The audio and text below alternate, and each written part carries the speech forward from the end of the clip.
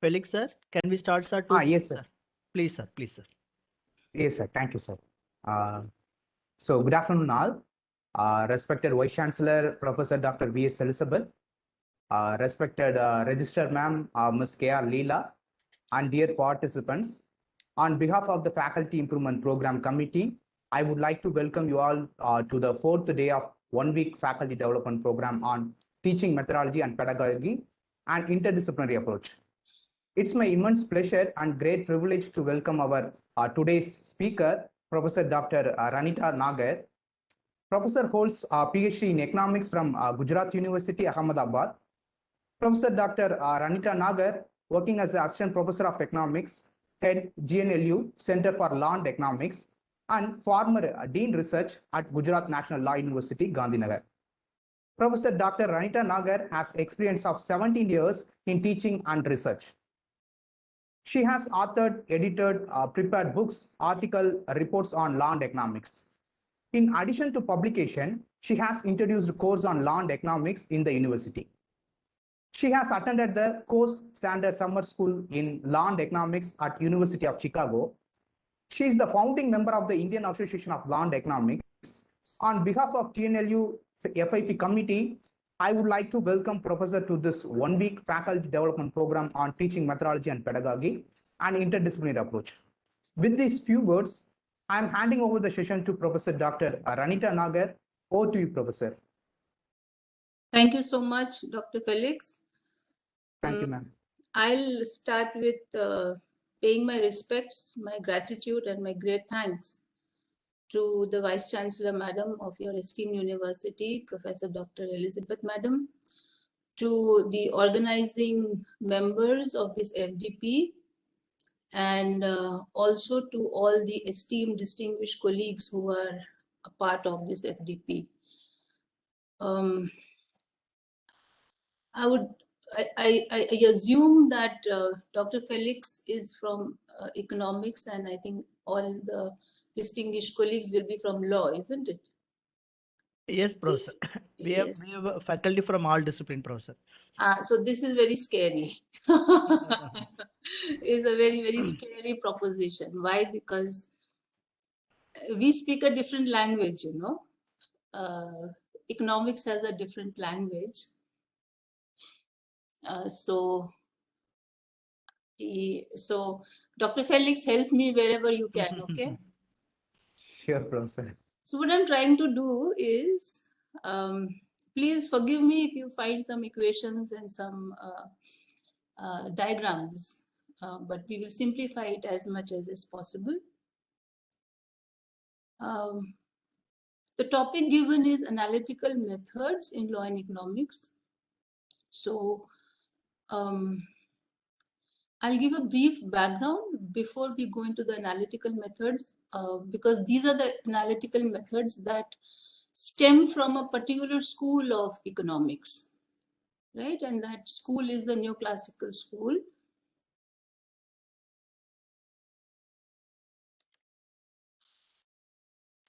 So we'll have to kind of initially see a distinction between the neoclassical school and the other schools, so that you know, the nuances of the discussion are understandable, better understandable. The tools that I intend to no, I'll not be able to cover all these tools. This is just kind of, you know, covering the tools of analysis that are available in economic analysis of law. Like I said, I'll start with the evolution, go and explain what the rationality approach is, and so on and so forth, a bit on incentive analysis, liability system as an exchange system, competitive markets, cost-benefit analysis, some applications of game theory, efficiency, distribution, and limitations. If we see the timeline of evolution of economics, why am I saying this? Because the theories that we are going to look at are embedded in the neoclassical school. But neoclassical school has a history of 200 years or 150 years. Point is that this is not the only domain of economics, that's first. Second is there are serious challenges to this domain of economics. So while going through the concepts, if we find some arguments against it, it is very, very valid, right? So starting with mercantilism, from the 15th to the 18th century, well, that was the period of the monarchs, and so there were the different economic system at that point of time.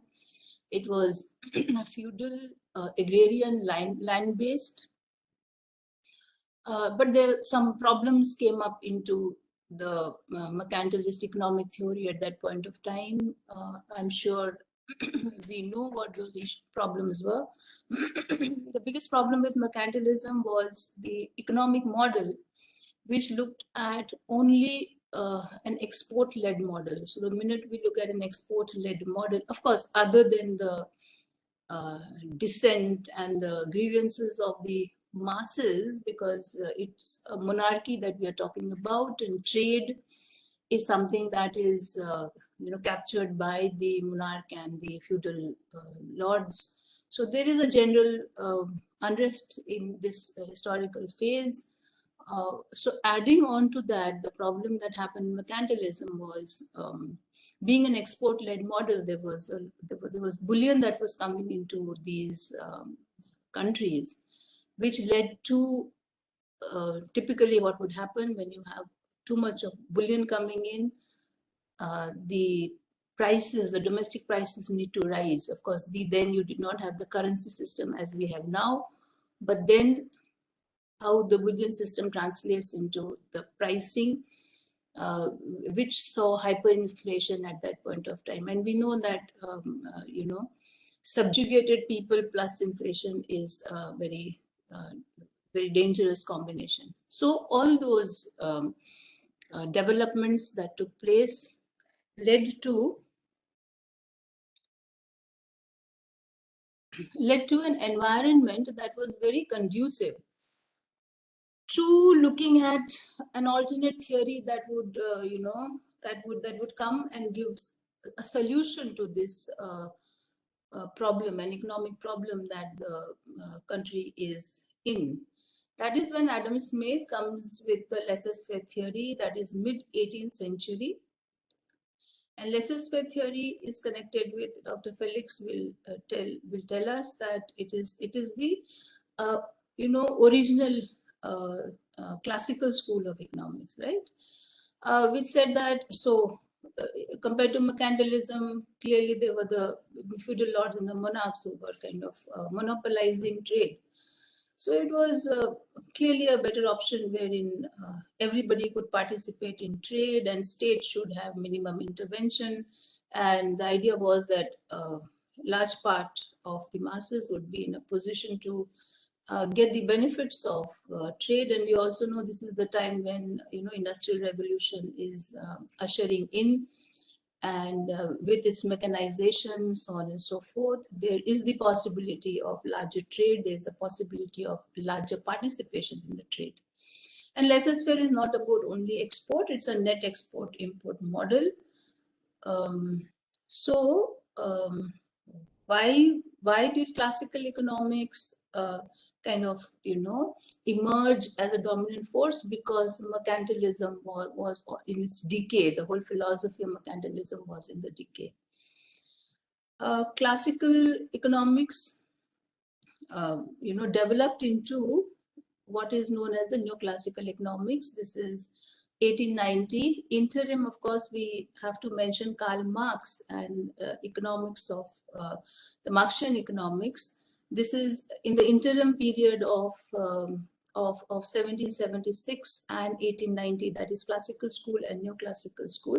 In the interim phase, we have Karl Marx, and Karl Marx had studied the developments of the classical school, and he understood some very clear limitations, of course, limitations in terms of inequality, in terms of monopolizing of power, economic power, so on and so forth.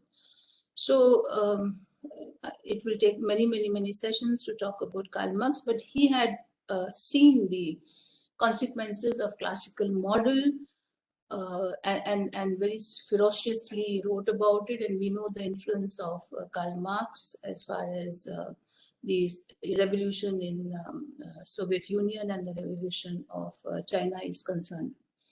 So these are the thinkers who had huge influence at their times on the world global order.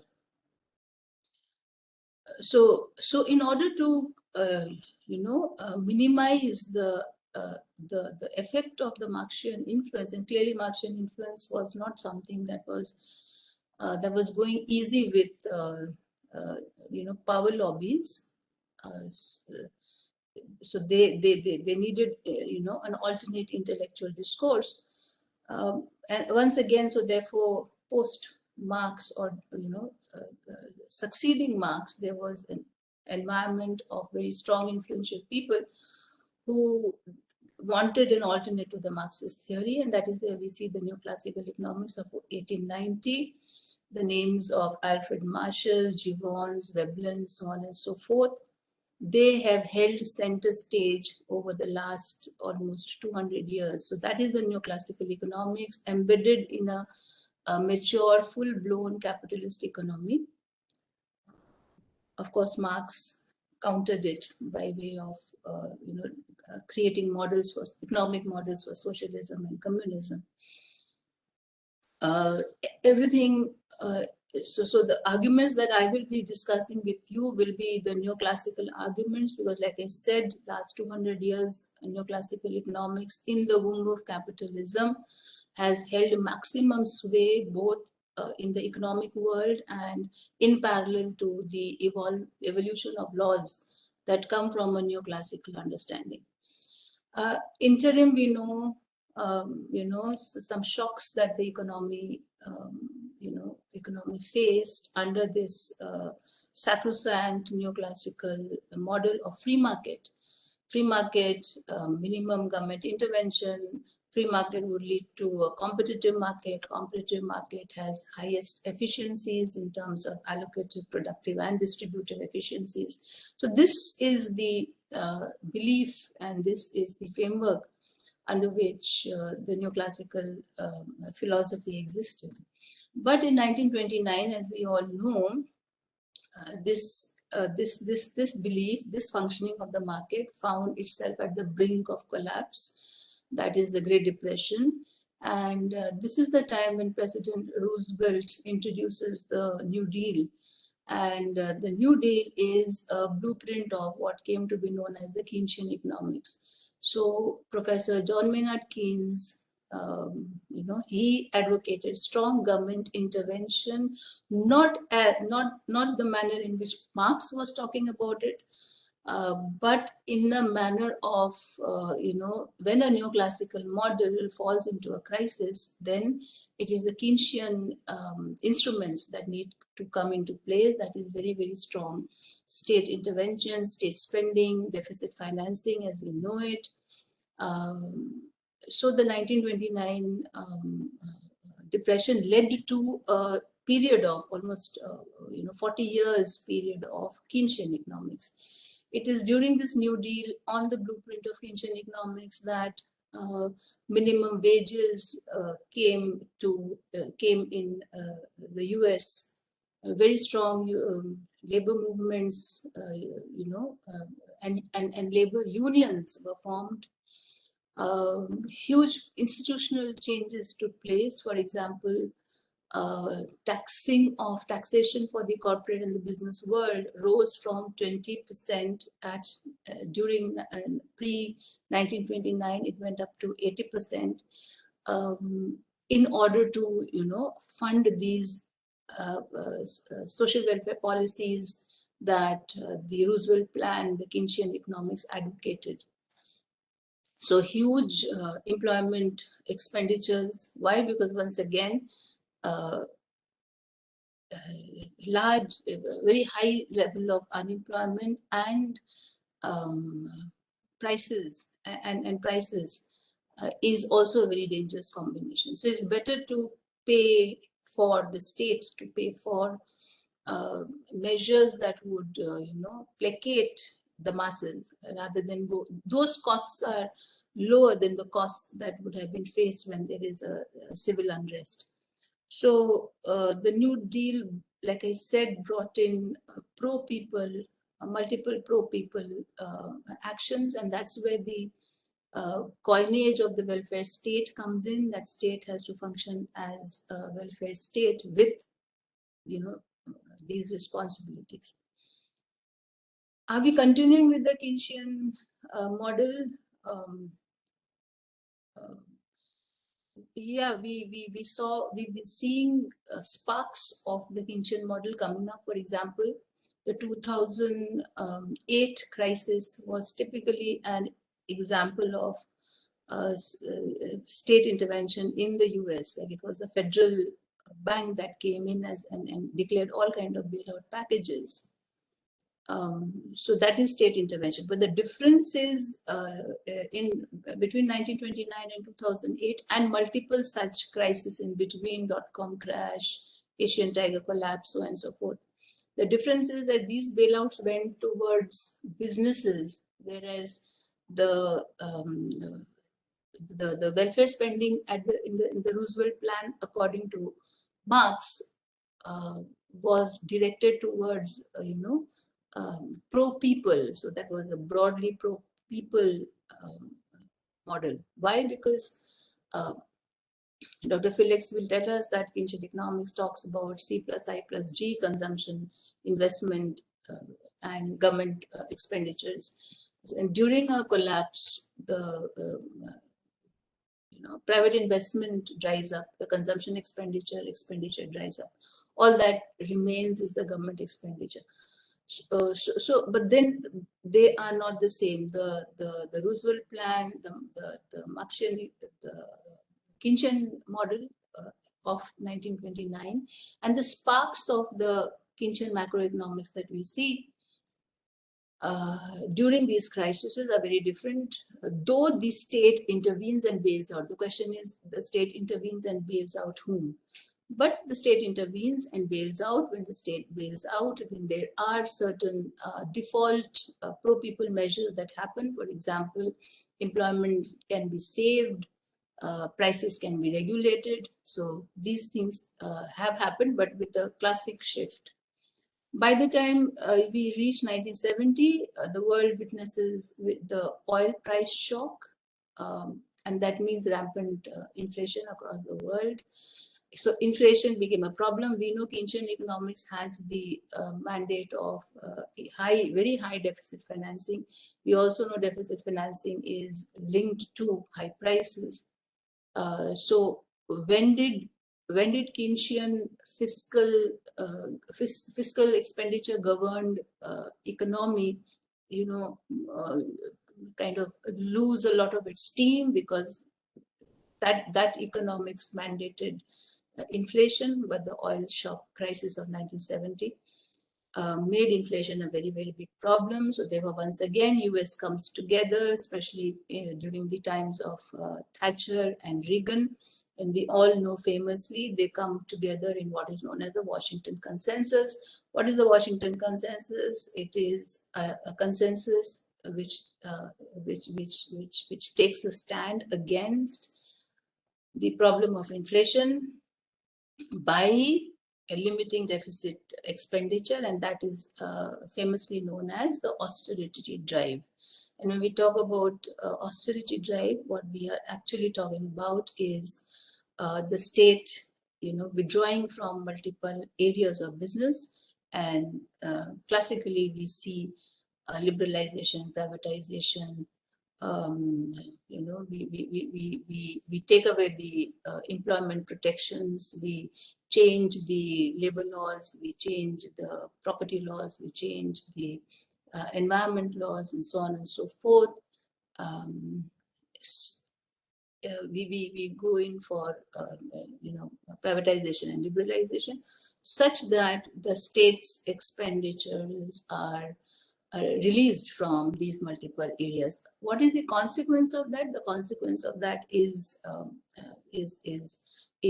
I'm sure we all have seen the consequence of that in terms of the recent Oxfam report. Maybe that's a very important reading. Okay, so where are we today? We are embedded in the womb of capitalism, dictated by the theory of neoclassical economics. And the consequences of this regime is for us to see.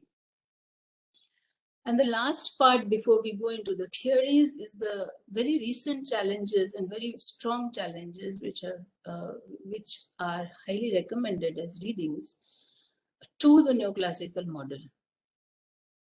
What certain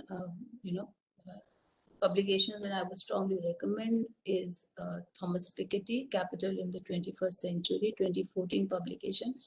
Now, in this publication, the consequences of all these institutions that have developed. So, when we say property, contract, corporate, collateral, trust, when we talk about all these legal frameworks, they come together as institutions, very broad institutional frameworks under which the economic policies operate. So Piketty's work shows that, consequences of each of these institutions. For example, institution of property, what are the consequences? Institution of taxation, what is the consequences? Institution of employment, what are the consequences? And what he concludes is, of course, one central problem, and that is inequality. Just to keep it very short, I would recommend that you go through those writings. 2017 publication, Frank Upham, titled "The Great Fallacy of Property." So this book debunks one belief that efficient economy works under an efficient rule of law. Formal rule of law, whether it's efficient or inefficient, is something that will be discussed later on, but at least within a formal rule of law regime. And what Upham says, he starts from the 16th century, England. He's taken 6 case studies and talks about the recent 2001 Cambodian plan, which was under the World Bank directions. And what he finds was that for the last 40 years, China has taken China as a case study. China has very gradually evolved into a formalized rule of law framework. But over these 40 years, we can have ideological differences, whether we like China or we not, but some economic facts have to be taken into consideration. For example, the rate of growth of China is rate of growth. I'm not talking about GDP, absolute GDP. Rate of growth of GDP in China is 4 times the rate of growth of US. The real wages in China have increased 3 times the real wages in the US. US last 40 years, real wages have been stagnant. Infrastructure, out of the 10 biggest and most busy ports in the world, 7 are with China. So just few economic parameters on which China cannot really be ignored. Of course, the rest of the incursions of China apart, not the political question. I'm just talking about the economic parameters. And all of that has happened in absence of a formal legal institutional setup. So he traces these from the 16th century to China recently and to Cambodia in the Cambodian plan, and looks at the consequences. So most of these works are close to each other because that what I'll be teaching you faces challenges and faces a lot of limitation. So beforehand, I wanted you to know about that. Katharina Pistor's publication of 2019, a must-read, titled The Code of Capital, goes on to say something even more, revolutionary. She asks the question of what is capital, and generally Dr. Felix will tell us, capital is man-made means of production, made for further production. And then we will have Schumpeter's theory with regard to innovation and how capital innovates itself and, creates more value in the market and so on and so on. What Katharina Pfister says is that, well, capital is just one idea which is, embedded within a creation of the law. So capital per se does not have an economic value. And she also traces it across time. I mean, right from, the first very, very important property right regime change in England, which was the first enclosure movement. So she traces it from the first enclosure movement and says that the then land was capital, and how land and the property laws of that time ensured the value of the land, which mutated, So capital was land, and it mutated into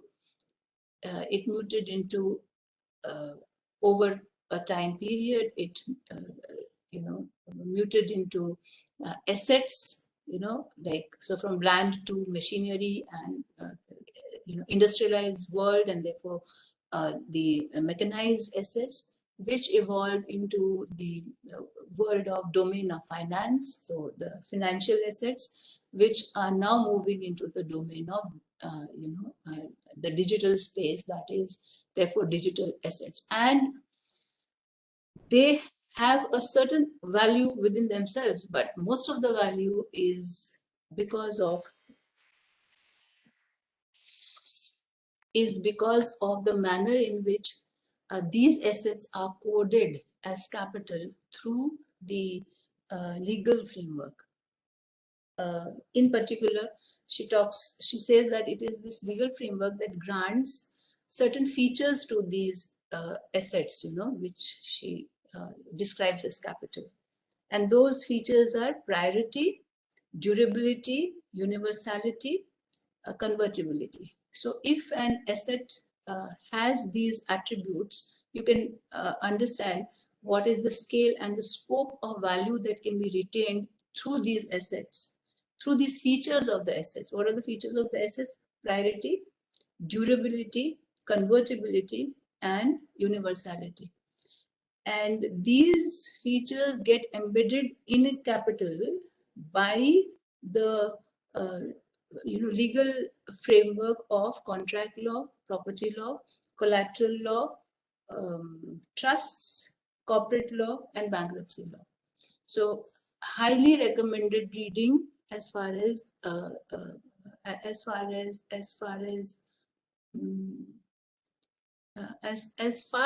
the understanding that law is not about law, and courts are not about preserving the law. They are more and more about changing the law. And that's what she says, how the laws have changed over time from the 16th century till date, wherein the common feature has been to attribute these features, which I mentioned, to capital as an asset through the legal framework of corporate, collateral, trust, property, so on and so forth. And with that, of course, the consequences of this changing, legal regime. And one last, of course, is the Oxfam report of 2022, which I'm sure many would have read. Okay, have I made any sense till now?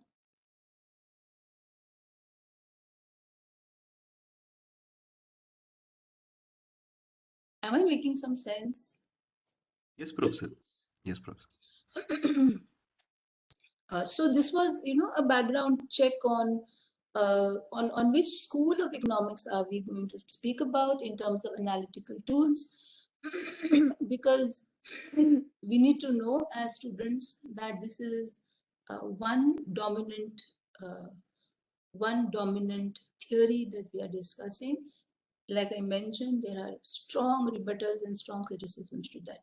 I'll close that particular part and move into the features of the neoclassical school, how it is different from classical, just that because we really don't have time to go beyond.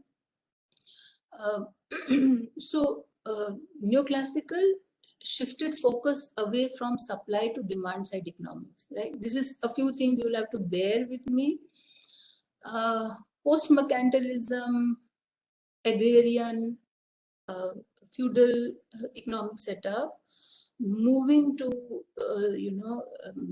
new industry, the age of industrial revolution, and the understanding of the laissez-faire economy as a classical economy. Now we can understand that when a agrarian economy is moving into a mechanized world, then what are the factors of production, number one, and which of these elements or factors of production is dominating? Which of these factors of production is dominating? So we have not still come to this highly evolved industrial world wherein, once again, land as an asset has changed its form to mechanization as an asset, which in the later phase of neoclassical will change its form to finance as an asset, and in the contemporary phase, it will change its form into the digital space as an asset, right?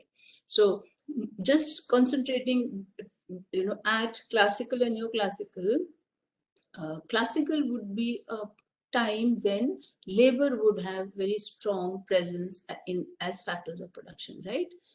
So if the value of a commodity is determined by the cost of production of that good, and in the cost of production of that good, if labor is a dominant factor, then whatever price is exchanged against that cost of production, a large part of that price goes as a factor payment to the workers. That's the simple logic, right, from the classical school.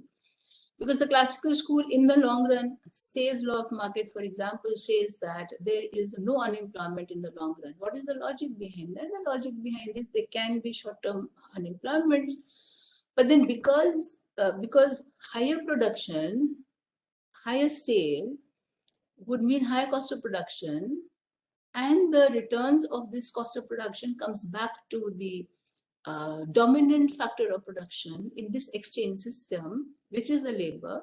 And this labor therefore becomes the purchasing power for the supply of the goods in capitalism. That is the exchange system. You produce, you sell, you take those values of revenue generation. You cannot produce without paying back to your factors of production, and labor is the dominant factor of production. Labor, manpower, is the force that creates the aggregate demand in the economy. As the aggregate demand increases, so the circular flow, as far as an economy is concerned, is sustained and it can grow.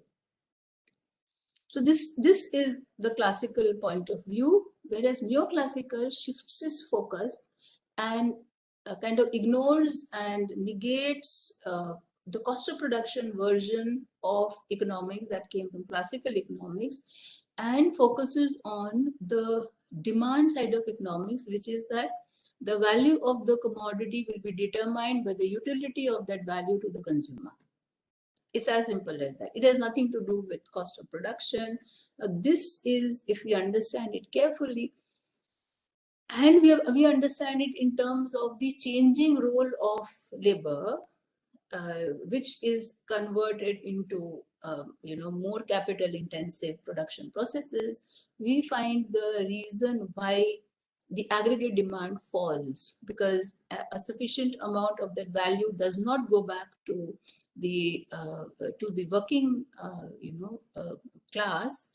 And this is the reason for all what I spoke, Catherine Pistor or Piketty or Frank Upfam and Oxfam report, right? Because there is a leakage somewhere. There's too much of saving and there is too little of consumption. This is when you, so once again, when we shift from classical to neoclassical and we look at the demand and the utility of the product, while we do not, we are not concerned with the factors of production, that is the time when consequences of inequality and consequences of unemployment take place. Anyway, so what is this when the prism of neoclassical economics looks at the utility, what are we discussing? Well, you know, the value of the product would have two components: the value in exchange and the the origin value, and this would determine the price at which the commodity is sold. And if the consumer, the concept of diminishing marginal utility, the point at which the consumer finds the utility equal to the price, that is where the exchange is going to take place. This is the idea of utility. According to neoclassical, there are multiple explanations of utility. You have the ordinal measures, cardinal measures, all of that. We're not going into all of that. Also, neoclassical emphasizes on the measurement of utility. There's a lot of mathematics and modeling that comes into calculations of this utility, which blossoms into the fantastic idea of demand and supply that we know of, which is typically the Cardinal Marshallian analysis. And that analysis is based on the plank of rational economic behavior. So this entire transition is now looking at the consumers as the rational maximizer, both the producer, the consumer, and the stakeholder, the rest of the stakeholders in an economy. It is assumed that they are rational and they would make their best choices, which means something, which means therefore you need minimum of state intervention. We don't need to be told what to do, right? We know what's COVID times, we know what's best that should be done, and we're going to do it. That's the assumption of rationality, embedded in the neoclassical theory. And there is this whole justification of the idea of self-interest. So if you go back 200 years to 50 years, 300 years, self-interest being the guiding force of economic policies, economic policies embedded within a legal framework would not be the most justifiable context, right? But neoclassical over these, years, 200 years, has, on the basis of rationality, established the concept of self-interest being the mechanism by which everything can be maximized. There's huge challenges against, which I forgot to mention. One huge challenge from the domain of economics, only from economics itself to the rational choice theory, is the behavioral economics, right? Behavioral economics again debunks a lot of assumptions of rationality based on the fact that there's a psychological content of human behavior, and the psychological content can be understood in terms of heuristics, in terms of discounting the future, in terms of response to information, to the fact that at what baseline of information is the consumer at, and so on and so forth. And all of this together, therefore, might not necessarily treat it as finale that the rational individual maximizes and therefore is guided by self-interest, and that is the maximizing principle as far as neoclassical economics is. So the rational choice theory tells us that people are seeking to maximize their expected utility. So again, there are multiple concepts of utility. One is, of course, the utility that is ordained, and one that is expected utility, because there's a catch and a miss between the real utility and the expected utility. The catch and the miss is the space where the law would come in and correct this difference, right? So typically, law is seen in neoclassical economics as an instrument to correct all these gaps, which in economics we call the possibility of market failures. So, which means, according to the neoclassical model, when should state intervene? Only when it is 1929, or it is 2001, 2002, or it is 2008, or it is 2020.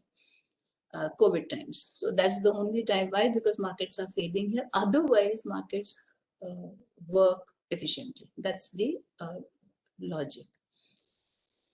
So people maximize their expected utility, and legal rules are instruments to correct market failure or to at least reduce its adverse consequences. So this is the first connect between economics and law, right?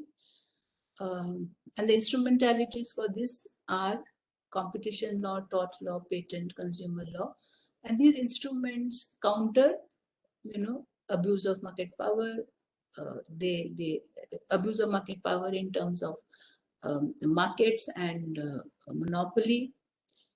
Externalities in terms of torts, because torts would create negative externalities called the social harm, and that social harm has to be addressed. In terms of collective good problems, because goods in economics are classified as private goods, public goods, collective goods, and markets do not exist, at least as far as collective goods are concerned. So in those situations, what are the legal instrumentalities to address that? And the problem of information asymmetry when we talk about any area, whether it's market or it's patent or it's tort or it's the corporate world or it's in contracts. There is the world, and more as we go into more and more complex technology, there is more and more information asymmetry between the players in the market, and this is where multiple instrumentalities of law come and take care of this problem. Through contracts, you can have maximum best information that is possible. Corporate law also reveals, transactions reveal multiple levels of information, because without information, markets would not really achieve what is understood as optimal outcomes in terms of efficiency. So law is seen as a correction of market failure. And what is the blueprint? Where is both law and economics trying to move together? What is the common path? The common path is of full competition. Just to kind of give a bit of a background, we know that markets exist in multiple forms, in various forms, right? The neoclassical market basically talks about the talks about the fact that markets should move towards a competitive market. Why? Because the competitive market is efficient. Why is that efficient? Because somehow in a competitive market, what we see that the product market and the factor market both are in competition. So the blueprint is perfect competition. There are deviances from this blueprint. Like we know, markets do not exist in perfect competition.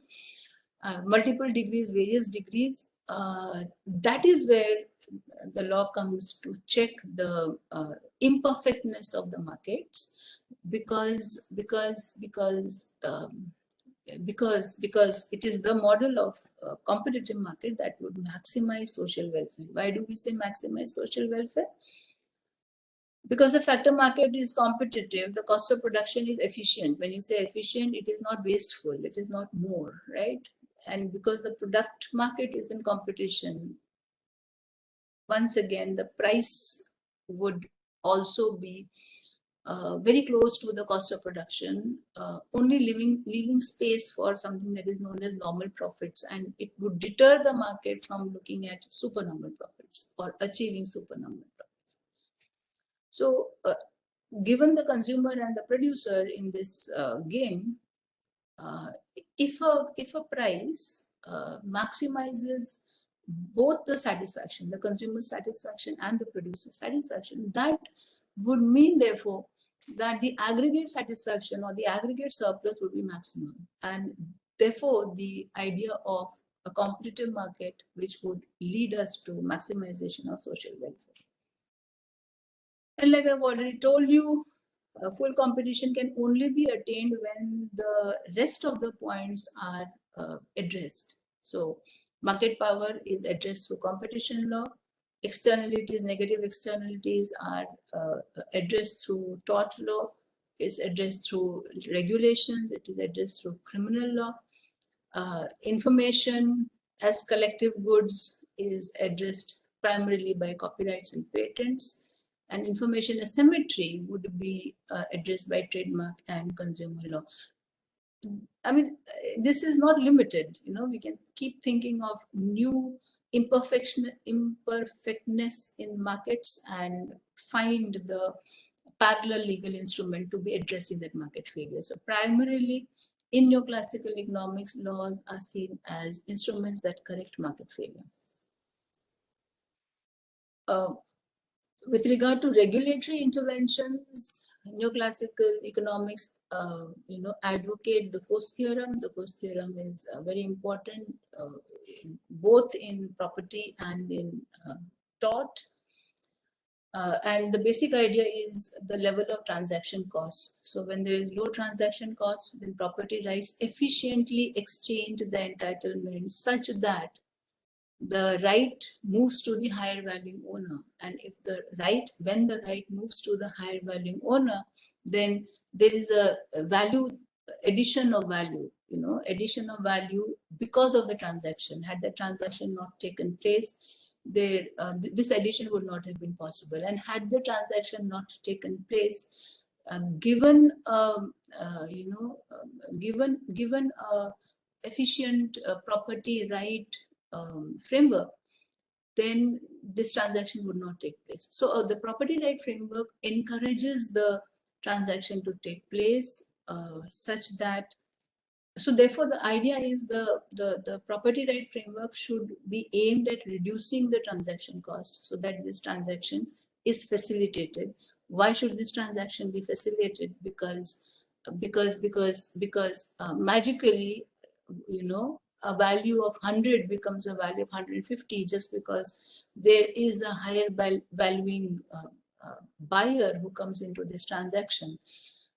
And the higher valuing buyer, is giving a price which is higher than the seller's minimum, bargain price, minimum bargain price. So in this transaction, the buyer gains and the seller gains. So this is exactly what I was trying to talk about. The surpluses for both the players increase because of the transaction, but this transaction is dependent on the property right framework. So even in India, as we see that a lot of comprehensive rules have been let's say trimmed off its edges. It's not as cumbersome anymore. It's not so time taking anymore. The processes are way more faster, which is an example of reducing the transaction cost, such that if there is a value in the bargain of, let's say, 100 rupees, that should not be wasted by either time cost or search cost or error cost or monitoring cost, which come about by way of the multiple procedures that one has to move through while making a transaction.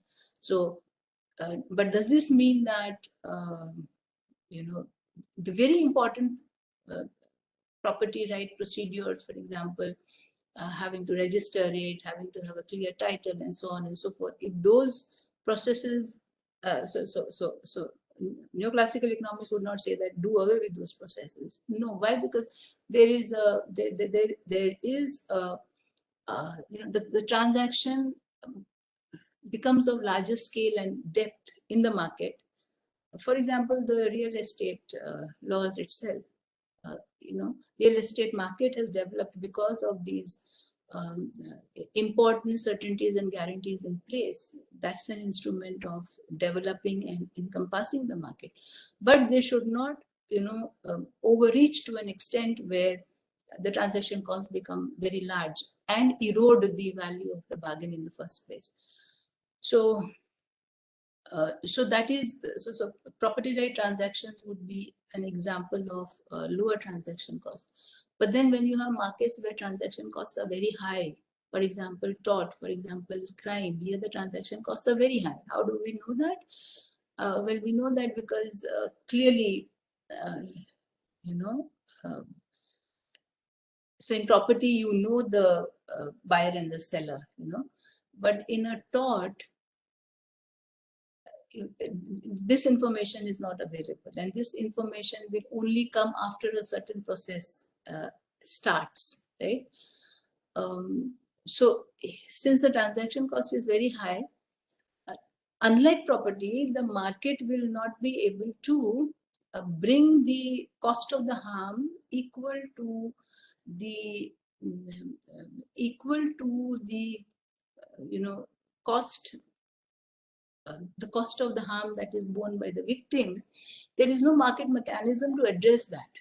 So we're talking about transactions, right? We're talking about exchanges.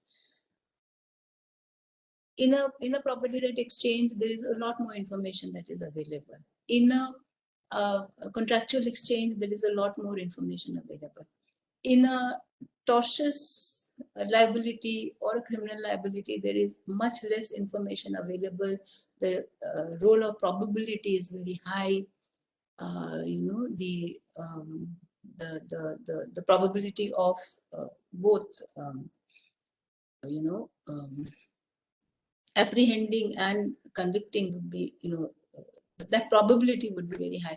So therefore, the idea is that so in property, it's a transaction. In contract, it's a transaction.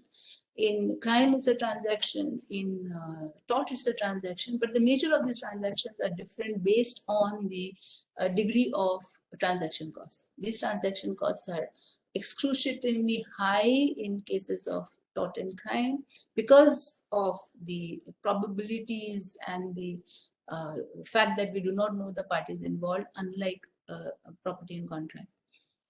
So these transactions, so through this, so we said that you know, laws are instruments to correct market failures. So which means that market failures in property and market failures in contract are way different based on the transaction cost compared to the market failures of crime and tort. Why are we calling them market failures? Because it's a transaction. It's a transaction wherein the individual has a utility. That utility has been infringed on. So it's not a market where you've transacted, but it has, you know, involuntarily. One more clarification would be that markets have voluntary transactions and markets have involuntary transactions. So these accidents and crime are definitely involuntary transactions, right? But transactions are the same. Why? Because you know, an individual has a certain utility to a certain form of existence, and that has been impinged upon. A violation of sorts have happened on the utility of that person, and once this utility of the person has been eroded, it has been reduced, it has been adversely affected, then the market does not have a mechanism to pay this back, unless, of course, it's in contract. There is an agreement in which if I breach, this is what I compensate. But in tort and in crime, there is no such system by which the harm that is imposed gets compensated for.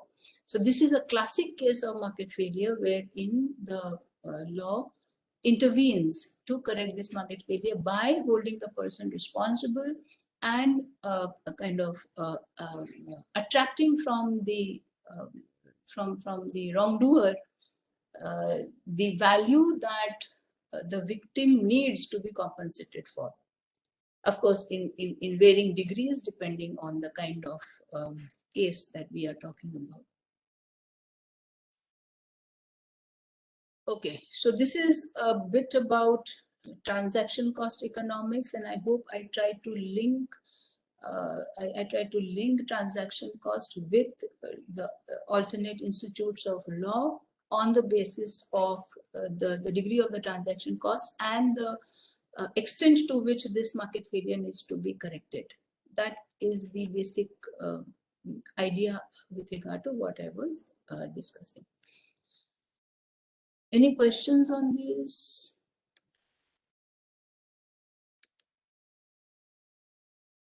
Good afternoon, ma'am. Ranita, ma'am. Yes, please. Ma'am, I just wanted to know about what about intellectual property, ma'am? Yeah, so like I said, that as far as intellectual property is concerned, so it's an evolved form of a property right? A futuristic idea. I mean, from the original idea of property, it's a futuristic idea. So you have instruments of patent and trademark to address the problem of information asymmetry. So when the more we go into the world of technology, the more patented the world becomes. The instrumentality of patent and trademark gives a lot of information to the consumer. So let's say, for example, if it is patented under a certain brand, then there is a consumer attraction and awareness towards it, right? Yes, ma'am. So that's the role, that's the instrumentality that patents and trademarks would play. I mean, that's just one part as far as information is concerned. There are multiple more roles.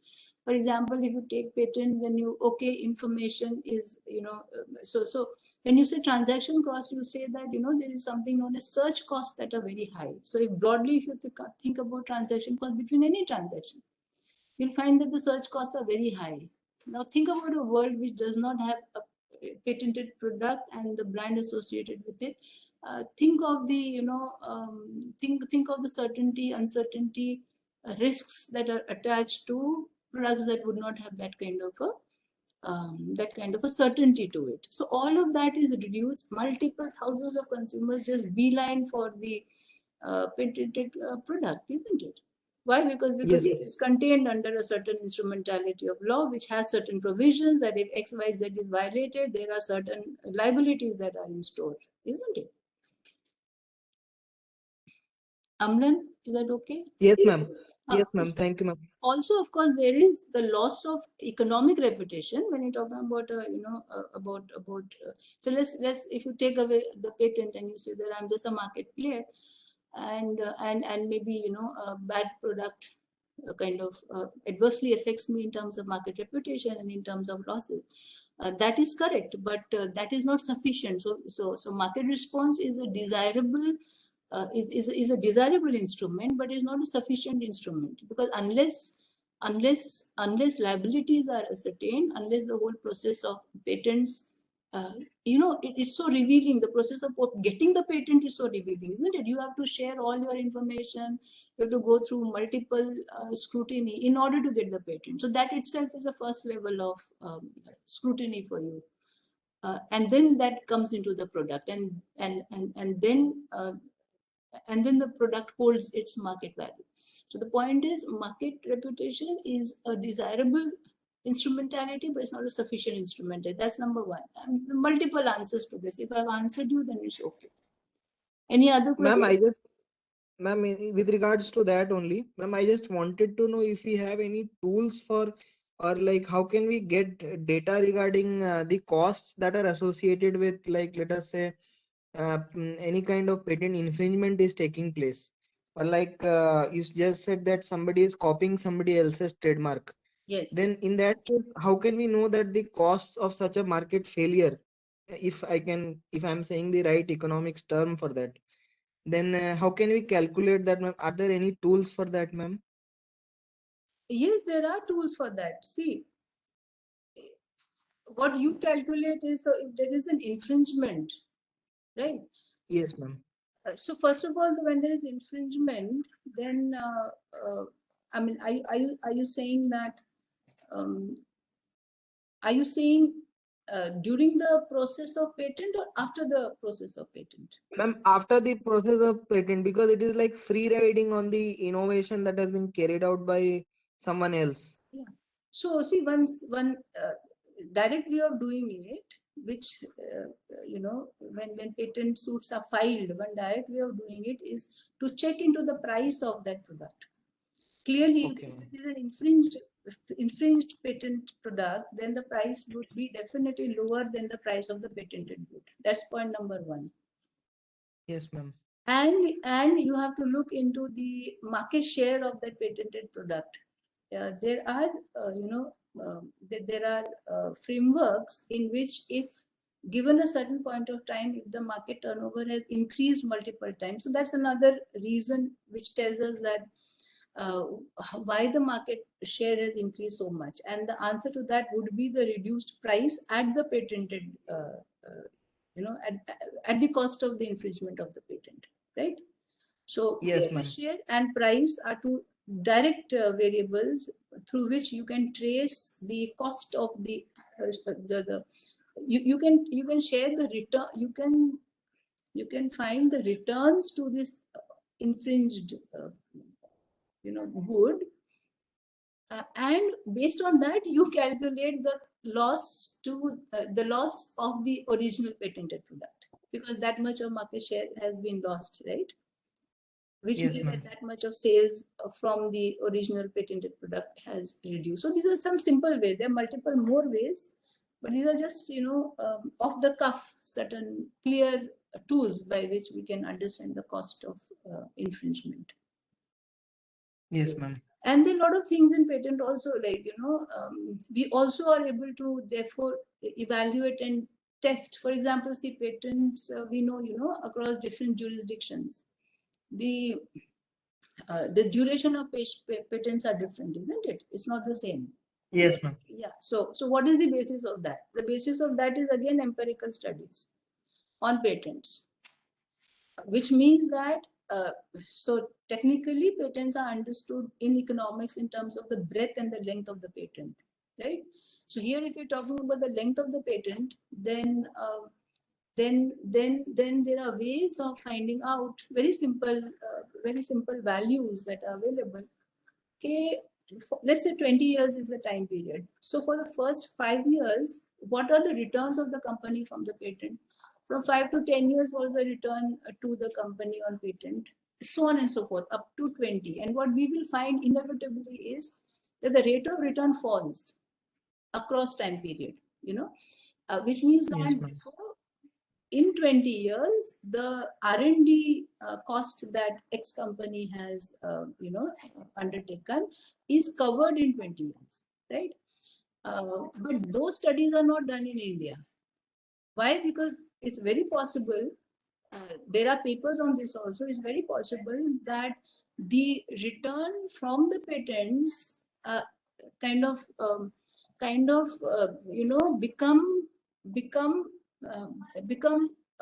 of no positive value to the company after a certain point of time, not necessarily 20 years. Which means, therefore, the elongation of the patent, let's say 10 years, the returns are positive. After 10 years, it's not positive. That means that for the next 10 years, and especially as we go into the age of technology more and more, the speed of the change of technology and therefore the speed of the returns to the patents is way more magnified. So in 10 years, if your value of the patent has reduced, is no more positive, then it is inefficient to elongate those 10 years. Do you understand what I'm saying, Amlan? Ma'am, I understood that till 10 years they are adding value, but you are saying that just because it is giving negative returns, so you should not be granted patent rights, ma'am? Yeah, because if it's not giving you the return, so your costs have been recuperated. When I say positive returns, it means your cost of research and development has been recuperated, right? Then the extension of the rest of the years is only, see, a patent has, it has two roles. One is to create information, and the other is so both the things happen together. And the second is that it creates monopolies, right? So what I'm saying is that if you're holding of the patent at 10 years has given you back the R&D costs, And still we are holding it as far as India is concerned. If these studies are done, I mean, there are studies which say that multiple sectors, especially sectors in technology, do not require such long holdings of patents. Because once your returns are recouped and your returns are no more positive, then you're holding a patent, in this case, only creating monopoly, not creating the beneficial. See, one is patent creates the monopoly on one side, and patent creates research and development on the other side. You understand? So these two things go together. Now, in this case, what I explained was, it's only the monopoly that you are extending, and you're not extending the R&D in that area under those patents, which means you're also stopping other players to come into a more cost-effective, more innovative product. And that's the question of, you must have heard of the problem of patent thickets. Yes, ma'am. Isn't it? So we've gone into multiple inefficient duration of patents, because of which we have patent thickets. And this finally does what? It increases the price for the consumer. Therefore, in Germany and Norway, they have a different system. What they have is this. There is a certain fees that is charged against the patent, and the slabs of those fees change, from first to 5 years, this much, so on and so forth, this much. And it is left on the company to determine at what time period they absolve themselves of the patent. Why? Because the fees that the company pays at a point of time becomes higher than the value of the patent to the company. So typically in Germany, though there is an elongated patent period, it kind of liquidates and evaporates itself by the 4th year. And that, is a more rational scientific way of looking at the duration of the patent. The breadth we will discuss some other time. Amlan? Yes, ma'am. Yes, ma'am. I understood, ma'am. Okay. Thank you so much, ma'am. You're welcome. Any other question, please? Oh, we have already finished 1 hour.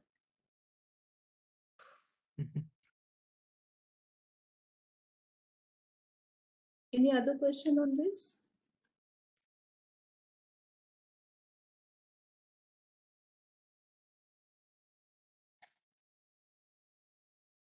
You'll give me just 2 minutes. I will have some water and come back.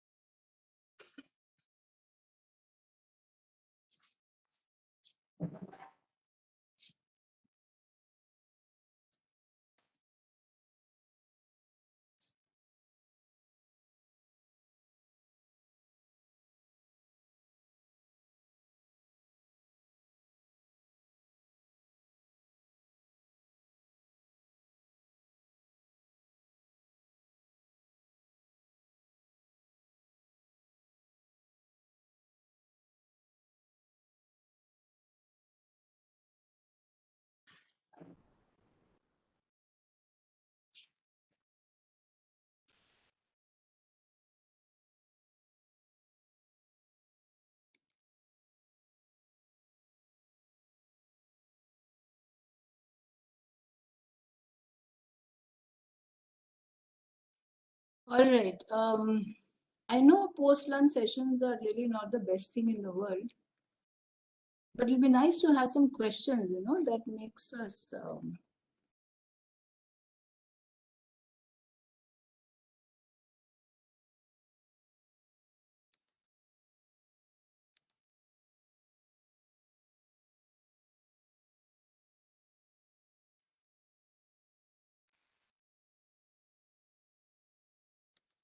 Okay.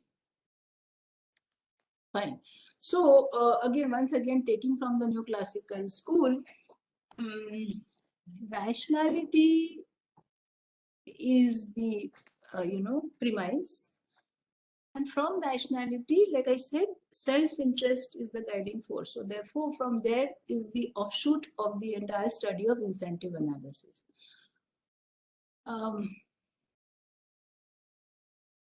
What incentive? See, please base it on the question of one, we are rational, second, we are guided by self-interest, and that leads us to the best outcomes. So please keep that, hold on to that idea. Which means that the behavior of an individual, whether it's as a consumer in the market or an individual as a citizen, can be changed by changing the incentives and disincentives for the person. Okay. Therefore, prices and laws are viewed as creating incentives and disincentives which alter behavior and outcomes. Okay. So, I hope you're being able to build the connect. This outcome cannot happen without the outcome of rationality. Rationality cannot happen without the shift to the demand side economics from supply side economics, as is assumed and understood and propagated by neoclassical. And it is this linkage that finds its way into an analysis of law from the prism of economics. Why? Because we've come to a place now where both are taken as behavioral sciences. For a consumer of a product, increase, decrease in prices, so on and so forth, can change the outcomes, right? If there's a bad good, let's say, for example, alcohol or drugs, right, or tobacco. So there is a price system that can work towards limiting the bad outcomes of this bad good, right? And good goods, education, health, so on and so forth. So market intervened by the state policy can subsidize health and education. Why? Because that would create optimal outcomes by way of price, right? So prices are the incentives and the disincentives, okay?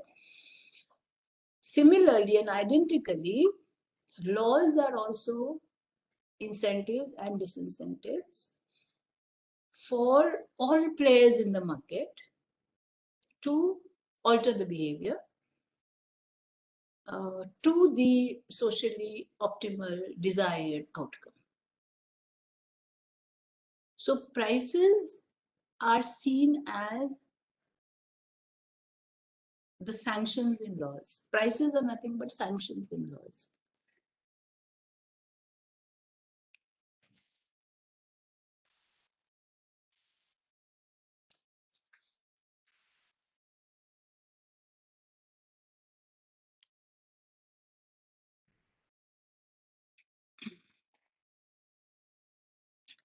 Which means that when we change the costs and benefits of any decision, right, we can change the decision. That's what we're driving at. When we have instruments to change the costs and benefits of any decision, any action, then you have the instrumentality of changing that decision, right? Some very, very simple examples. If a penalty is imposed with regard to speed limit, what would happen? So penalty is primarily in this exchange. See, when we talk about market, we are talking about exchanges of entitlements, right? And when a speeding car, violates the speed limit, just violates the speed limit or finds, itself in an accident that creates harm, in this case, it's still a transaction, right? It's a transaction of risk, probable risk, because speeding leads to that harm. So either you stop it at the point of speeding or you allow it to move it to that accident. So each of that would create a, an entitlement that would be harmed, an entitlement of an individual that would be harmed in society. So what do you do in this case? We said that rational incentives and based on cost and benefits, the behavior will change. So here, simply, the idea would be to increase the penalty such that the decision making between wanting to speed, having to speed, and facing the consequences would change. So, of course, if there is something very urgent, extremely urgent, even the cost of speeding would seem lower than the benefit of speeding, and people would still do that, right? But that would only be in cases where the cost benefit calculation work out in a different way.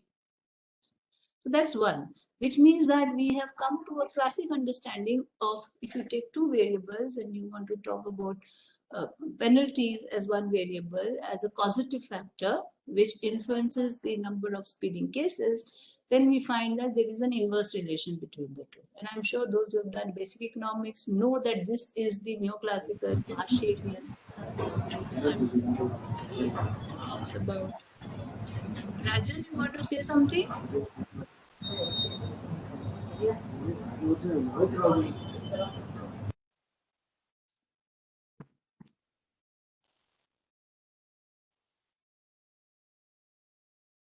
Okay, so we find this inverse relationship between the magnitude of the penalty and the number of offenses. Typically, like I said, you have a vertical axis and a horizontal axis with two variables. Then the relationship between the two would be a downward sloping curve, isn't it? That is nothing but the Marshallian demand curve, which comes from the neoclassical school. And further, it's not just about you increase the penalty and you reduce the number of cases of speeding and therefore the cases of accidents, but also by how much? That's a scientific question. Just increasing a certain punishment or a certain penalty or a certain range of fine it is a starting point, but we are not increasing these liability prices. Why? Because increase in liability prices has a cost. So the enforcement system faces a cost each time there is an increase in any of the liability prices. And what are we talking about? We are talking that the aggregate cost needs to be minimized.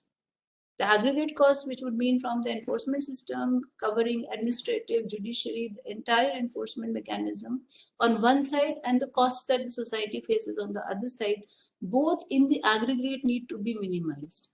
So, therefore, just increasing the fine or the penalty or the liability price is a starting point, but more importantly, one has to look into to what extent has the objectified outcome been achieved, right? So you can achieve it at very high costs, you can achieve it at lower costs. It's always better to achieve it at lower costs. So law and economics is not, when we say cost efficient, it's not about we want the cost to be low. It's about we want the same outcome to be achieved at a lower cost. And I'm sure nobody can debate that because that would be the terminologies of Pareto efficiency, those would be the terminologies of Cadoric's efficiencies, those would be the terminologies of welfare efficiency. So the first thing we see is this inverse relationship between the two causative variables. And the second thing, and the more important question, is by how much? This is where a lot of laws in India are not doing very well. I'm sure some examples you will be able to tell me much better.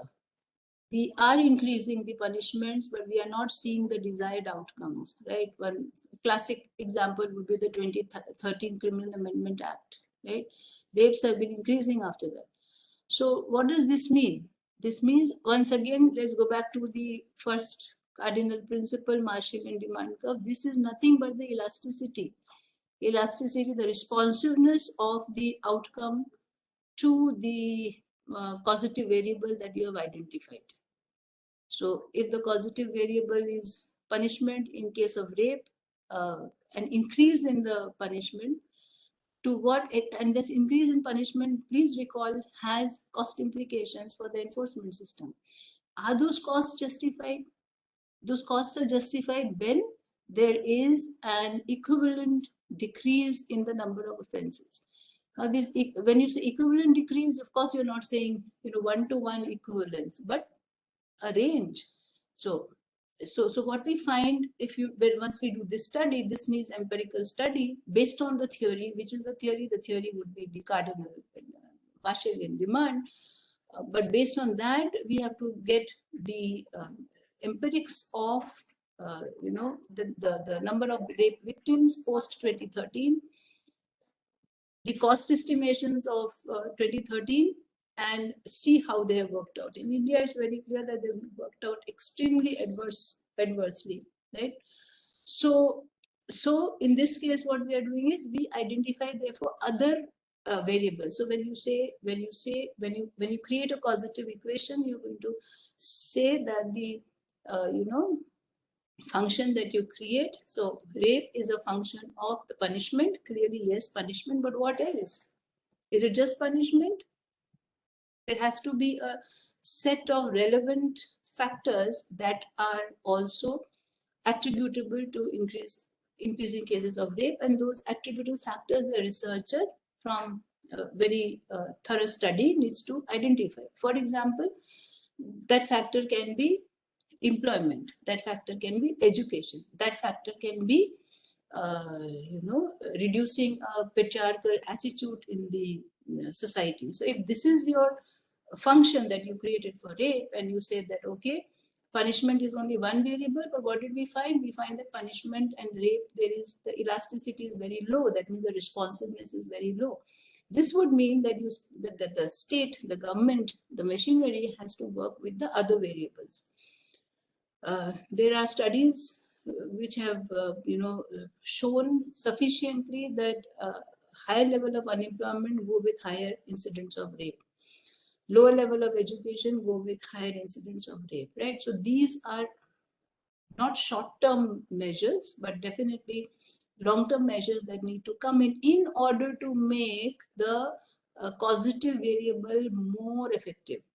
Otherwise, what we are doing is creating a cost-inefficient criminal justice system, right? Which works well for nobody. So, but where does this idea come from? This idea comes from a very, very simple neoclassical principle.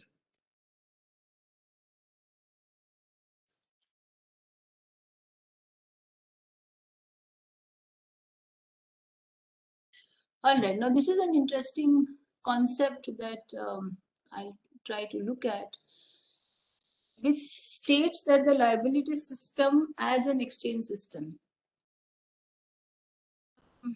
I told you about an exchange system, and I told you that it's a competitive exchange system, which is the blueprint of neoclassical economics.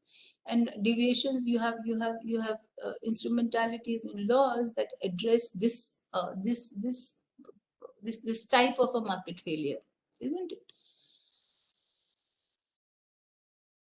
So this what I was trying to tell you, that there can be higher punishments. Criminal Amendment Act 2013, there can be higher punishments, which has its cost component and the outcomes.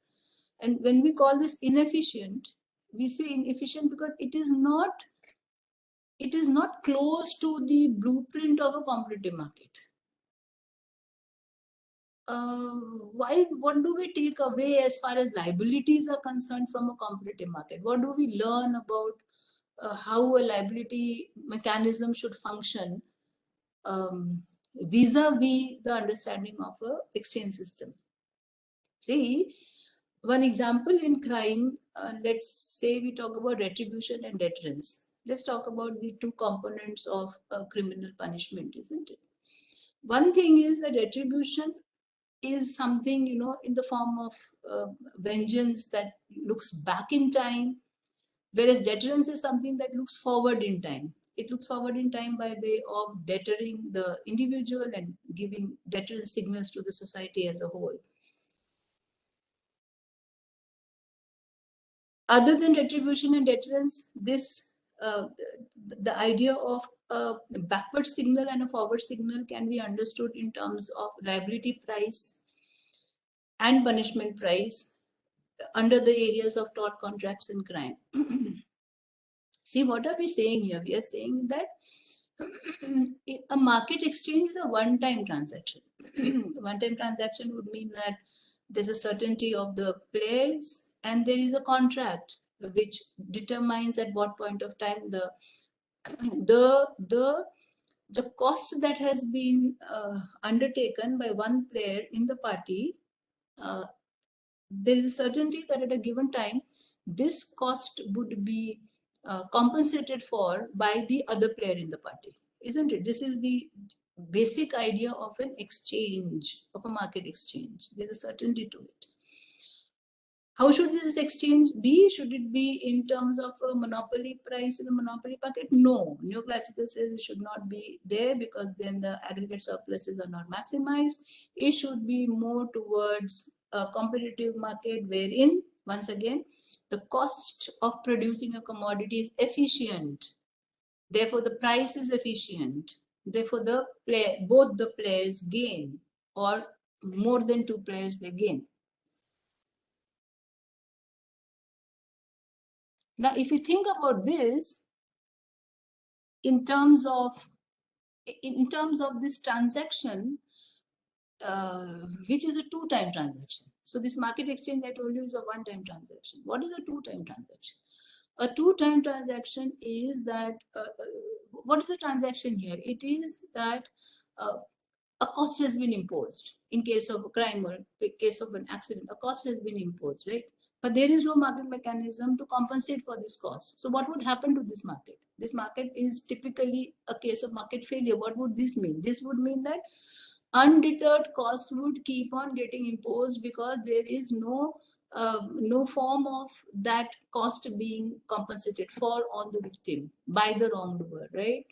There is no mechanism that exists within the market exchange system, like I told you, but then it's a transaction still because something has been taken away, a cost has been imposed. So therefore, in a market, it is the competitive price that would compensate for the production of that commodity, compensate the factors of production by paying their fair shares. But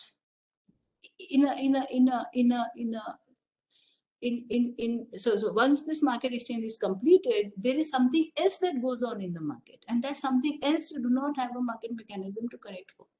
So the liability system in this case is the extended market mechanism by which the liability price compensates the bearer of the external cost, whoever has borne the external cost, by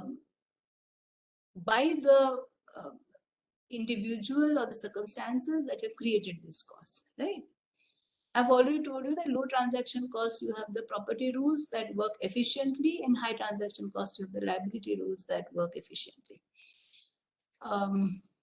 So point is what? The point is that this transaction that happened in case of 2013 Criminal Amendment Act, this transaction should be like a competitive market, which means that the lowest cost does not mean the lowest punishment, but that cost which has the responsiveness in terms of the number of units of crime equivalent to the increase of the cost that has been put in place by the Criminal Amendment Act. And if that is not happening, then like I said, it's not a competitive exchange framework. It is because so competitive is the most efficient exchange framework. It is an inefficient exchange framework because you're creating costs on both sides.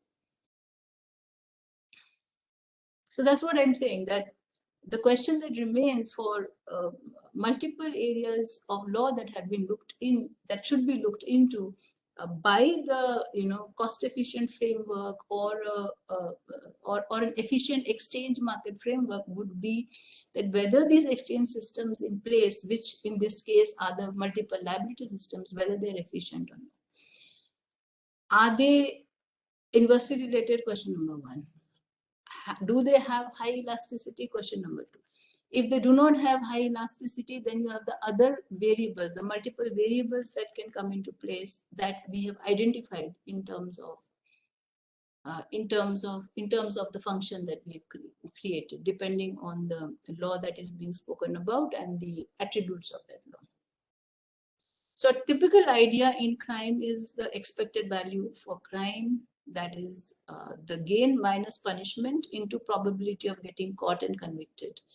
So remember, we're doing rationality analysis, therefore we are saying that self-interest, so therefore even the criminal or the potential criminal would have the self-interest in mind and would therefore change behavior according to the changes in the costs and benefits faced by that individual. Expected punishment is generally lower than the actual punishment for the simple reason that there is a, there's a probability element. The probability element is high, the more sophisticated the crime is. But in spite of that being lower than, so expected punishment is always lower than what the books of the law prescribe, isn't it? Yet it is, such that it creates perfect disgorgement, which means that it takes away the last iota of wrongful gains by the wrongdoer and leaves the individual worse off. That's the idea. If the law, not just the law, but the execution of the law. So therefore, the law in the law book should also have a very clear understanding of the reality of the implementation of the law. Both should work together. If there are problems with regard to implementation in terms of procedure, so on and so forth, then the law prescribed in the book will not have the effect that it is supposed to have. So given the fact that the expected punishment is lower than the actual punishment, one has to ensure that this expected punishment is way is sufficient to create perfect disgorgement. That means every last part of the wrongful gain is taken away and leaves that individual worse off. If this is possible both through the law and the implementation of law, then the society is in a situation to change the behavior of the individual.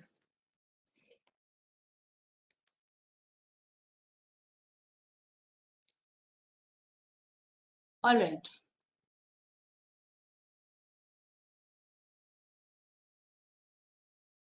So if you permit me, then I will create a market for crime based on the on the concepts that we have advanced. And in this case, you will assume that the participants in the criminal marketplace, criminals, victims, law enforcers, are rational. Once again, rationality analysis, correctly choosing the means to achieve their different objectives. And this is a repetition that it is the marginal cost and the marginal benefit which will change the behavior. And now we will take one step further from the idea of cardinal analysis, where I only spoke of the relationship, the inverse relationship between penalties and units of the offense. We'll go a little beyond that and talk a little more about this competitive market that I was trying to tell you. One question, please. Are you being able to look at both those transactions in your mind? The exchange transaction and an exchange that is interrupted by, harm, involuntary harm or a voluntary harm that takes place, and then how the exchange system has to extend itself to ensure that those harms get compensated for, just like the competitive market compensated for the cost of production as far as rewarding the factors of production is concerned. I hope are you able to link the two, distinguished colleagues? If you can give me some input on that, then I'll feel a little better.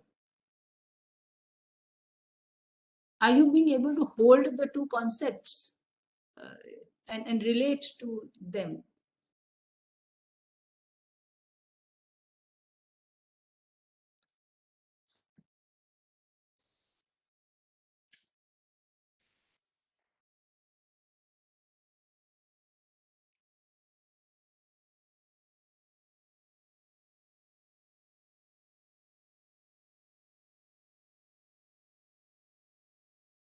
Inputs, inputs, inputs, inputs, please. See, a monologue is very, very terrible. You are all faculties, you all know this, you all understand this, isn't it?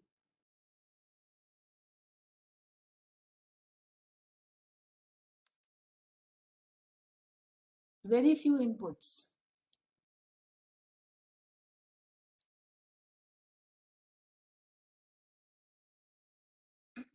Okay, let me ask a question. What is efficient punishment and what is inefficient punishment?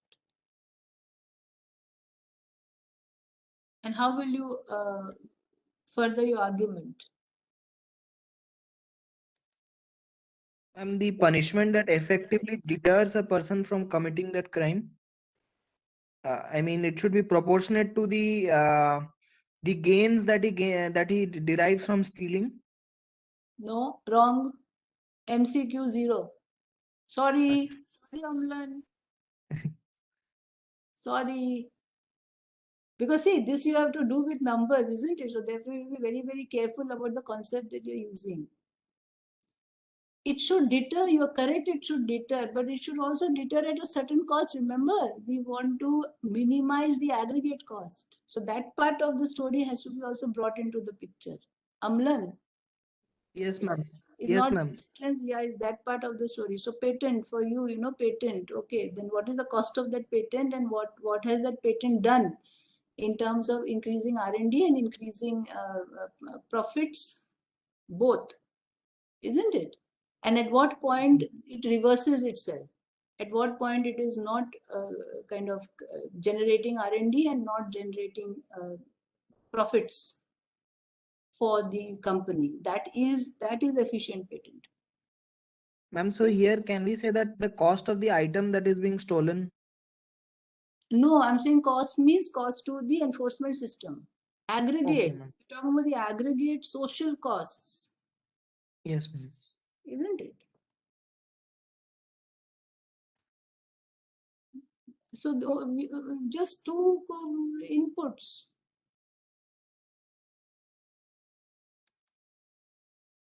Then I think it'll be better if you ask me questions. Then maybe I'll be able to kind of, you know, involve you into the conversation. Ma'am, good afternoon, ma'am. This is Ambika Nair from VIT Law School, ma'am. I'm not into competition law, but I have been to your session when you were in the Rajiv Gandhi University, Law University. Okay. So I do remember your this thing. My question here is, ma'am, when you are asking it, it's just like fun. It come to my mind. Whether is it possible really in an economic crimes to fix a sufficient punishment? In which crimes?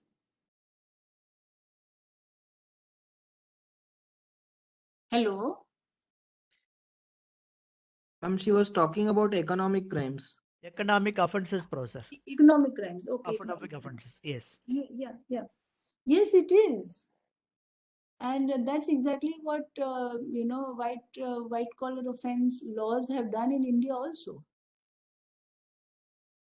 Think about the law that existed before, you know, the last amendment that came in. The quantum of fine has been increased multifold to the extent that properties can also be attached. Otherwise, there was a scenario in which, you know, there is incarceration, a certain amount of period of time, and the fines were at way lower level than it is now.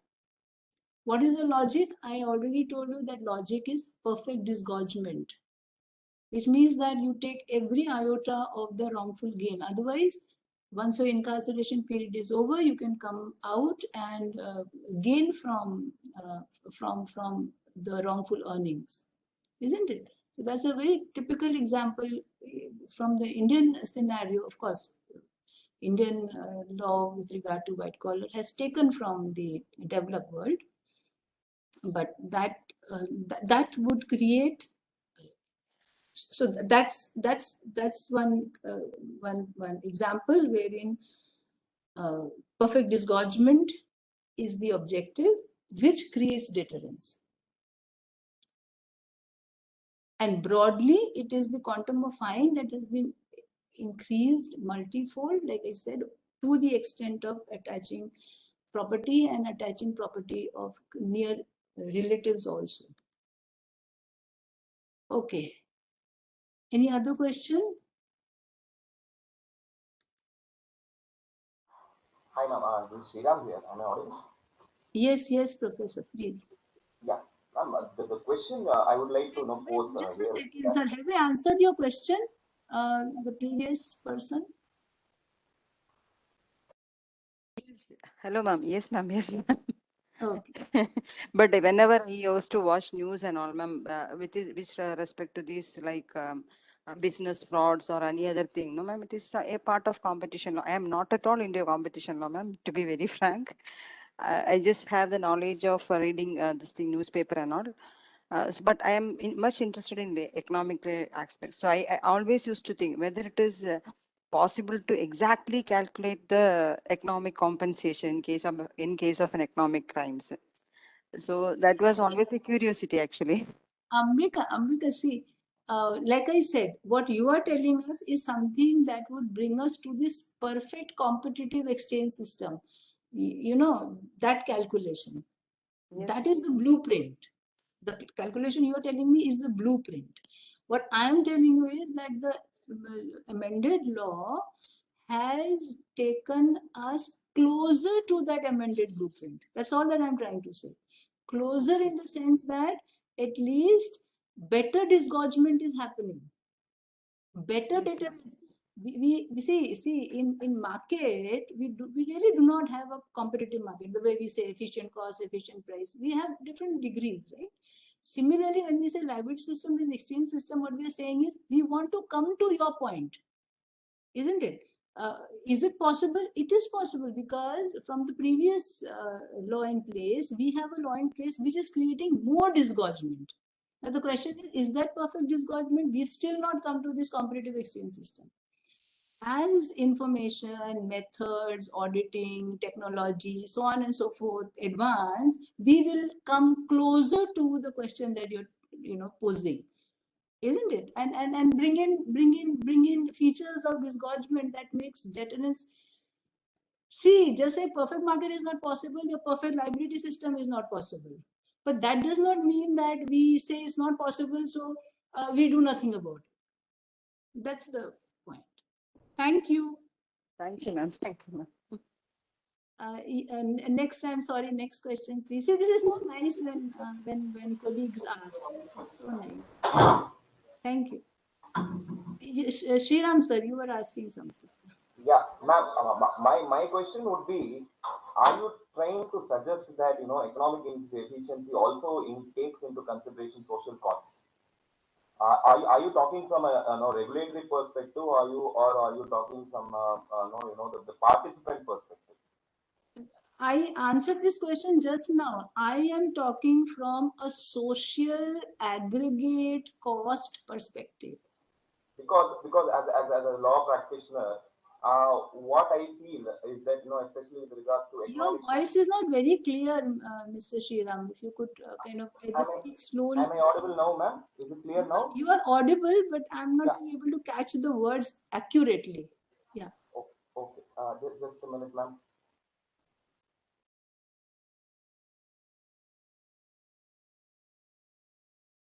Now, ma'am? Yes, please. But little slowly if you will speak, so I can catch the words. Yeah. So there is this, I'm asking this in the light of the recent debate going on between efficiency and justice. You see that especially in the case of economic legislations, do participants actually take into consideration the social costs? Now, given that now we have got sustainable development goals that say look at it at a long-term perspective and also ascertain costs as to that is being derived from the environment, such as air, water, put all these costs to it. So, do you really think that who is actually doing it? Because we have a free market economy, and then there is something called the regulated market.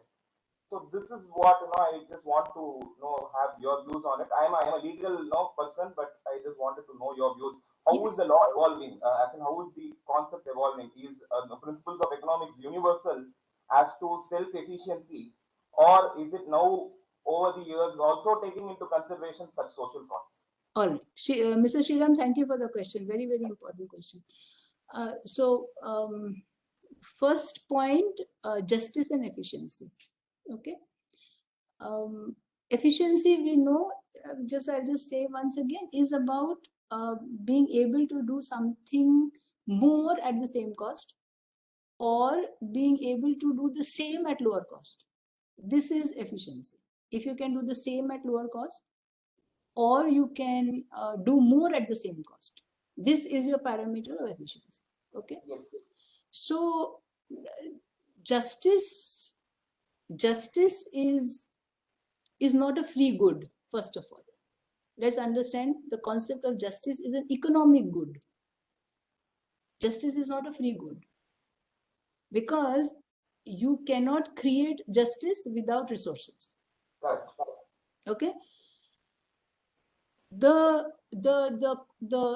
common place between efficiency and justice is that if one process, any process, a legal process, a production process, if a process is such that more can be done at the same cost, any process, a legal process or a production process. So if more can be done at the same cost, then for justice, because justice needs multiple resources and distribution of those resources, then the starting point of justice has to be efficiency. Because by efficiency, you are doing the same at lower cost or at the same cost. So you have the budget. Given that budget, you are able to achieve better, more welfare policies than a welfare policy designed in manner B. Let's assume you have manner A, manner B, and it's a social welfare policy. And B is more efficient, which means you conserve resources. Then because you're being able to do the same or do the more at the same cost or at lower cost, you are left with surplus resources. And those surplus resources get generated into more social welfare policies. So the founding plank for justice has to be efficiency. That is one clear understanding. As far as what you are telling me, Mr. Sriram, is about the distribution of that efficiency. So if you ask about sustainable goals, or if you ask about climate, for example, how are these costs calculated? If you look at the environment legislations, I'm sure you will see that environment legislations have evolved and they're taking many, many more components of cost into consideration. Will you agree, Mr. Sriram? Yes, ma'am. Yes, yes. Isn't it? So, so as you evolve, even under the neoclassical paradox or the neoclassical thought, as you then things become very stark, then those costs. So students of this generation know about green energy, know about clean energy. They also have preferences in the developed world. A product that comes with green energy will have a larger consumer base versus others, even if it is at a higher cost, right? That kind of an understanding to come to India will take some more time, but then we are on that track, which means that these costs, even on a sustainable basis plank. So first point is efficiency and justice. You cannot have justice without efficiency. The second point is how is it evolving? Even under the neoclassical very limited framework, it is evolving. It is advancing. We are taking into consideration multiple costs, right? Because of which the liabilities that are faced are very high, and we know by now that liabilities are the way of compensation. Now, your question is particularly, it is not showing favorable outcomes. That is why in the beginning itself, I told you there are limitations to this approach. Therefore, I spoke of Piketty. I spoke of Frank Upham. Yeah, the Code of Capital. I spoke of Catherine Pistor, and I spoke of the Oxfam Research Report. Yes. I spoke of all of that. Why? Because this is this efficient? Yes, but this distribution is not efficient. And you know what law and economics says? They say for distribution, we should have particular economic instruments like tax, but we should not bank on private laws or public laws. They are not the best instrumentalities for distribution. That is a limitation of the neoclassical thought. And therefore, there is so much of challenge and there is so much of criticism of this particular idea. It has its limitations, there is no doubt about that. But within this also, we see a lot of changes that have happened. Yes.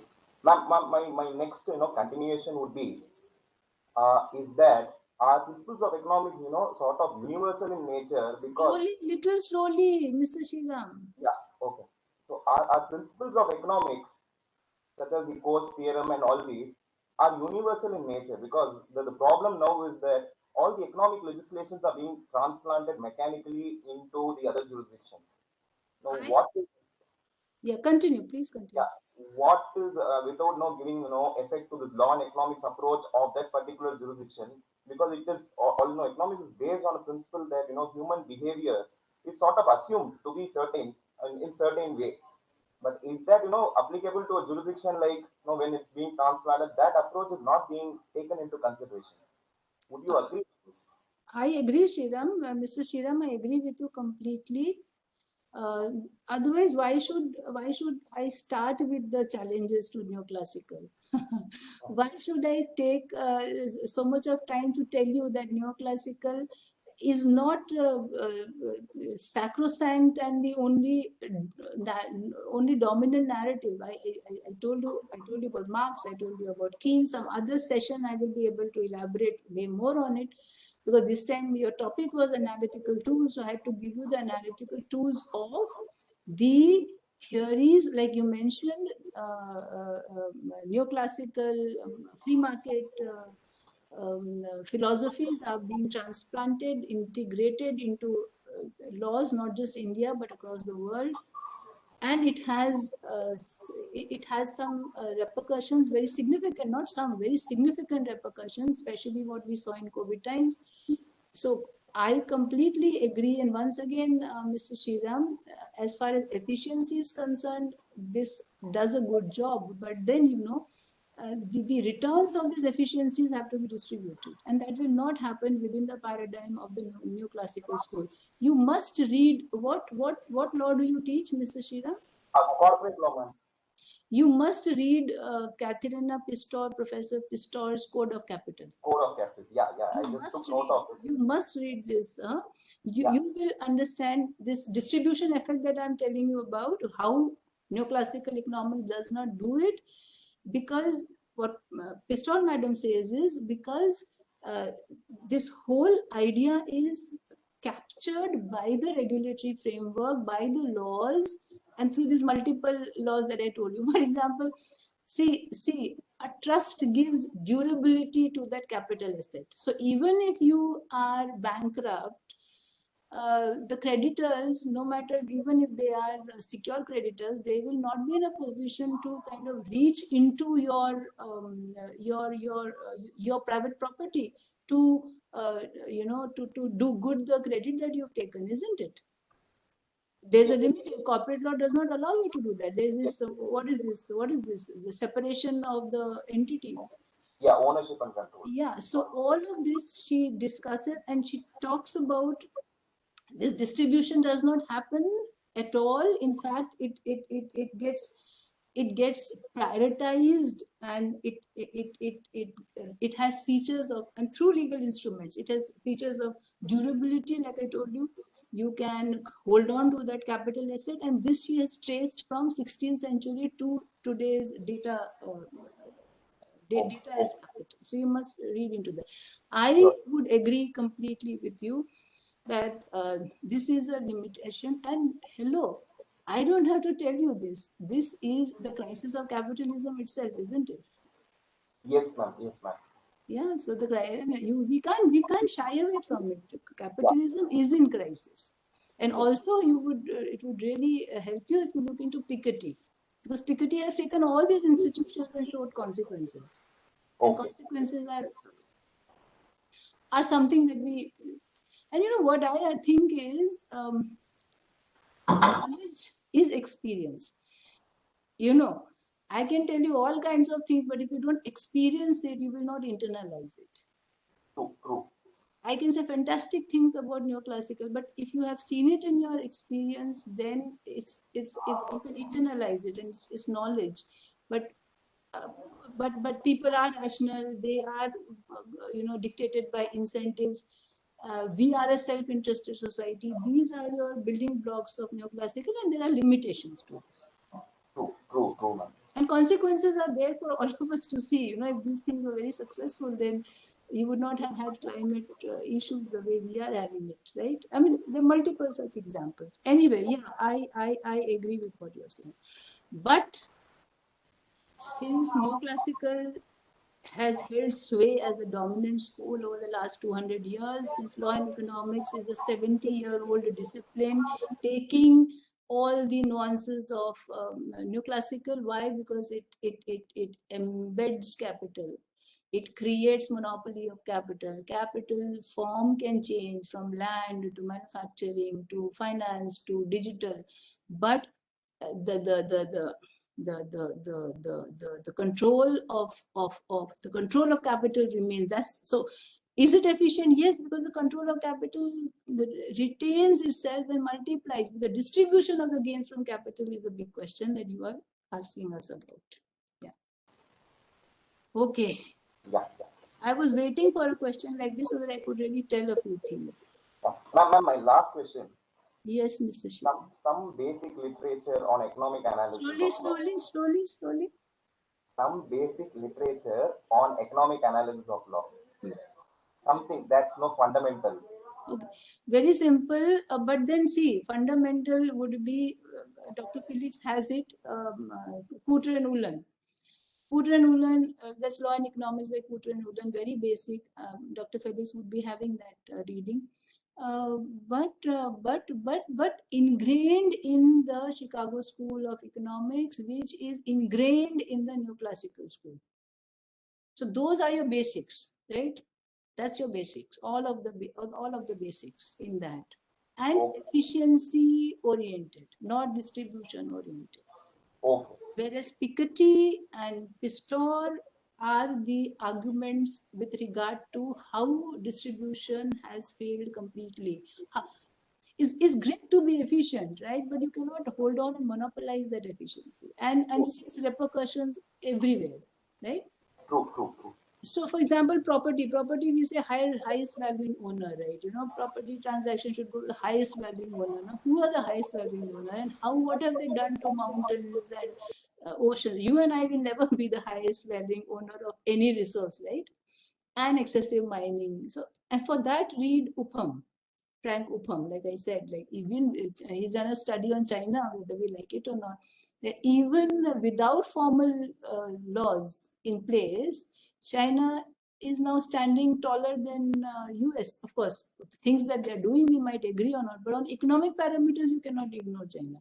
That is without this formalized institutional neoclassical economics formulation of laws in place. See, one more addition to this. You'll be, we don't have a legislation that says that a minimum percentage of the budget should be spent on social welfare policy. We don't have that, but we have that deficit financing should be contained within 3.5% of the GDP. Where did this come from?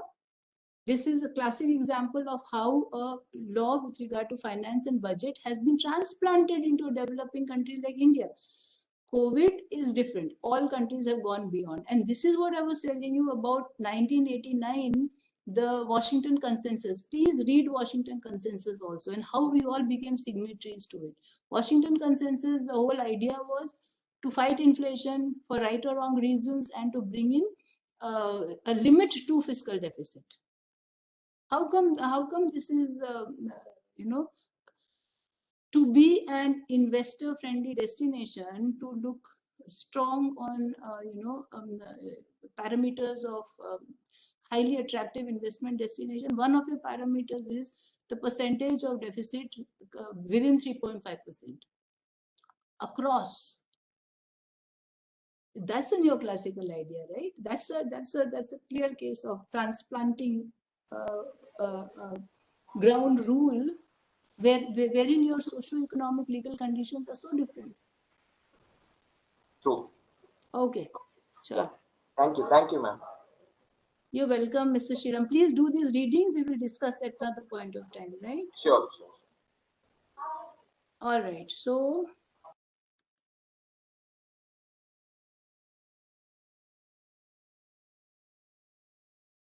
what do we do now?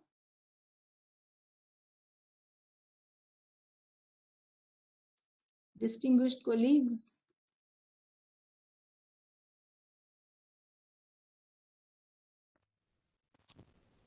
Nirmal sir? Sir, Yes. dear participants, would you like to clarify anything with our ma'am? Because what I see is it is 4 o'clock. Yes, Professor. And for me to develop new concepts is one part of the story for which we do not have sufficient time, at least in today's session. So better than that would be, if you have any questions, please ask. Yes, Professor. I had 40 slides and you have stopped me at 16 slides. Definitely, we will engage with you or some other occasion with a longer duration, Professor.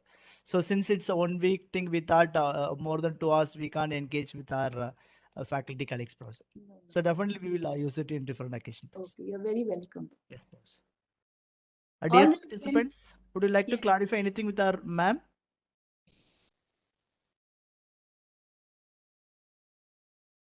Felix, sir? Yes, sir. Yes, sir. I think since none of our participants, then please proceed, sir. Thank you, sir.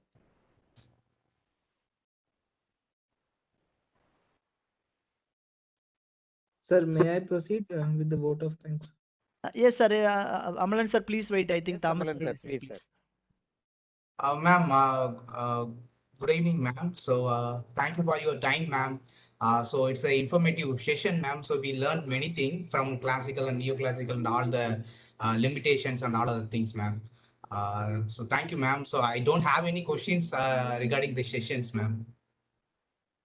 All right, Dr. Felix, thank you very much. I thank all my esteemed colleagues for taking out their time. I hope, I have added some inputs to your understanding of law from the perspective of an economic analysis.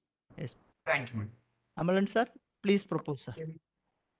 On behalf of all of the participants and on behalf of the administration who have ensured such a really vibrant atmosphere for conducting faculty development program, I would really like to thank Ranita ma'am for taking out her precious time and enlightening us with the concepts of efficiency and constraints and all of the basic concepts of neoclassical economics theory. Ma'am has been very instrumental in advocating for law and economics courses, not just in today's program, but also elsewhere. I have been witness to her program at GNLU also. So I'm really thankful that ma'am has taken out her valuable time in coming forward and helping us with these concepts, which will be really very, very useful for carrying out empirical research and understanding really what ails our legal system. Because a lot of times we hear, and ma'am has also said that law is framed without taking into consideration the economic costs attached with that. And the very recent examples which she gave, the Oxfam report, I was reading through it, and I came to know that the Oxfam report is actually advocating that the costs of privatization of education and healthcare are taking a toll because inequality is increasing at a vast rate for a developing country like India. And these are the basic things that before framing any law or taking any administrative action, these are the things that should be borne in mind. So with all these concepts, we'll be able to engage ma'am in future also. Thank you so much, ma'am. Amlan, thank you very much. One last line I will make. Yes, I teach law and economics. I've taught it and I've done multiple efforts in ensuring that it becomes an important subject in law schools. But the bottom line is this: my endeavor is to develop the Indian jurisprudence of law and economics. But in order to develop the Indian jurisprudence of law and economics, unless we know the ABCD of the grandfathers of law and economics, which is Chicago School, European School, we do not have the tools and the concepts to kind of, use them and empirically come to different conclusions. So therefore, these are the ABCDs which we have to know, based on which we can create our book on law and economics from an Indian perspective. And that's why we have our own journal. It's a UGC careless journal, wherein, this scholarship from Indian jurisprudence with Indian socio-legal realities have found platform. Very, very, very important scholarships and contributions will come. And of course, you all know about the conferences that we organize as an association. The whole idea is to get people from law and economics together in order to develop the Indian jurisprudence, because otherwise we have generally some articles maybe from Indian scholars. Otherwise, our primers are basically American and European books. So it's time that we take hold of our realities and contest this domain with our own very sharp and economic, very ingrained in economics, correct in concepts, but create the arguments. Yeah. So that's my endeavor. So I need all the cooperation from all the magnificent law faculties, who will look into these concepts and tune it into the Indian conditions and create an alternate argument. On that note, let me also thank everybody for their post-lunch time on an online session, and all the best. And take care. Be careful of your health. Things are, yeah. So efficient precautions. Please take efficient precautions. Thank you very much, Professor. Thank Your you very presence much. and the concern. Very good. Thank you. Welcome. Thank you, ma'am. I request all the participants to join tomorrow's session sharply at 9:50 a.m. And tomorrow we are having the 4th session, and that will be the last day we are going to successfully completing our 5 days faculty development program. So please cooperate. Thank you all. Dear participants, please fill today's feedback form without fail of the session which it was. Thank you, sir. Welcome, sir. Welcome, sir. Felix, sir? Felix, sir? Yes, sir. Yes, sir. Sir, who is host, sir? You are a host. Yes, sir. You can stop recording and end the session, sir.